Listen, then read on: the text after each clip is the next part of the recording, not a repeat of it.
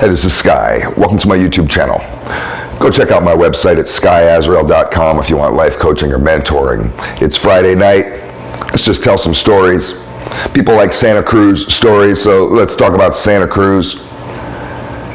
I was living in the Beach Flats barrio, Mexican gangland, back in the early 90s in Santa Cruz.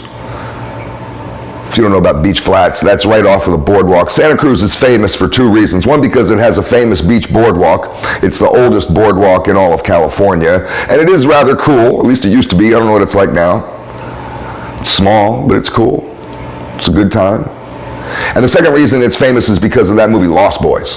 That's probably why you heard of Santa Cruz. Oh no, the third reason, Santa Cruz skateboards. If you're a little skate rat and you like skating, Santa Cruz skateboards. Santa Cruz skate shop was right down the street from where I used to live. I believe the skate shop is on the edge of the flats, right by the boardwalk. At least that's where it used to be. The flats is split by the San Lorenzo River. They got a violent, rather nasty side that everybody would refer to as the crack side, mainly because that's where they sell crack and heroin too. And then the other side was the hooker side, because that's the only thing going on the other side was hookers. You're not going to find drugs on the other side, you're just going to find hookers. You want drugs, you got to come to the side where the boardwalk is. That's where I live, me and my brother.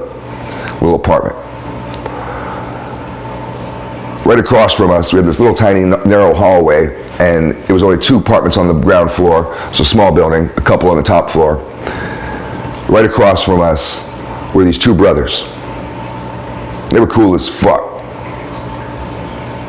These guys weren't in the gang. The gang that ran the barrio were the Sureños. Everybody knows about them, at least out in California, South Side. Everybody knows about them in California. And if you're wondering about politics, yes, Santa Cruz does have Sureños, and they got them in the flats. I think they also have them over in the VSC apartments, Via San Carlos apartments on the east side. But Santa Cruz absolutely has Sureños. But these brothers across the hall, they weren't in the Sureños. They were La M. These guys were Mexican Mafia. These guys were real serious individuals.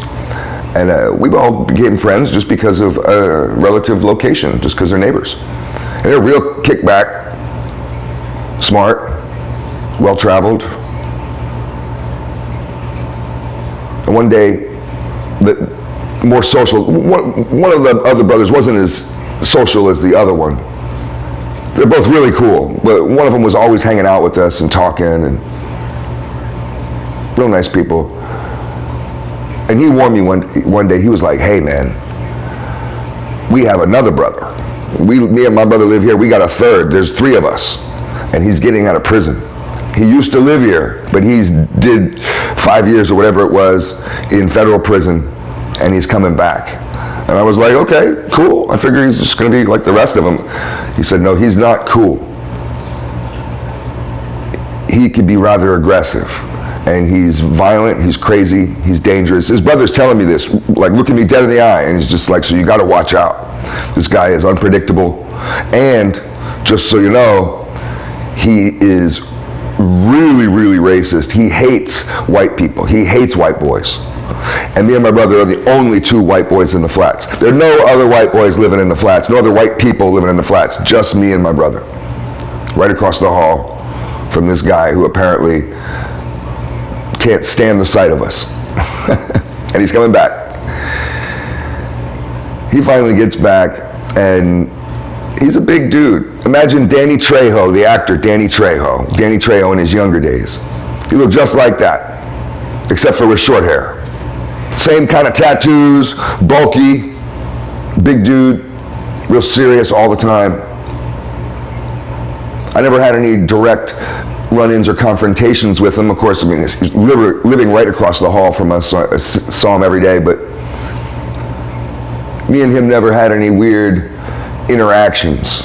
It was always just completely silent. If we're going to walk down the hall together or check the mailboxes together or anything, wouldn't say nothing, just ignore each other. Him and my brother got into it a couple times. My brother's bigger than this guy, and I don't care if he's in the Mexican Mafia. I don't care what kind of juice he had. I don't care what kind of backup and reputation he's got from the prison yards or whatever his scene is. It doesn't matter to me. My brother twists that guy's head off like it was a soda. And I was begging my brother, don't go to war with this guy. I know you don't like him. And he had a couple run-ins with him where they had words with each other. And I begged him. I was like, do not do it. Please don't do it. Just let it go. Mainly because of his connections. Well, I ended up becoming friends with him in this really funny way. It was all one day. I broke the ice.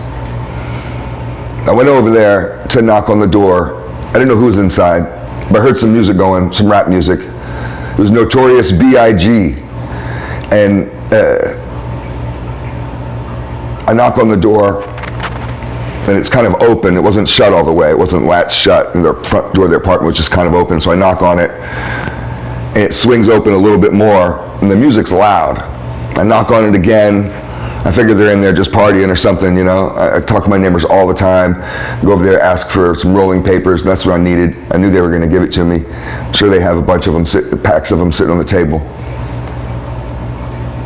So as the door swung open, as I'm knocking on it, there's this Danny Trejo, this prison boy, this big tattooed up motherfucker, Mexican Mafia. He's in his tighty whities, and he's dancing around in this really strange kind of way. I mean, and he's singing along to the music.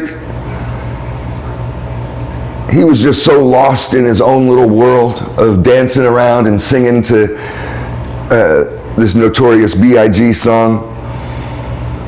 He finally looks up, and he's doing this for like an extended period of time. Like he's in the music video, and he's in his underwear, and he's just going for it.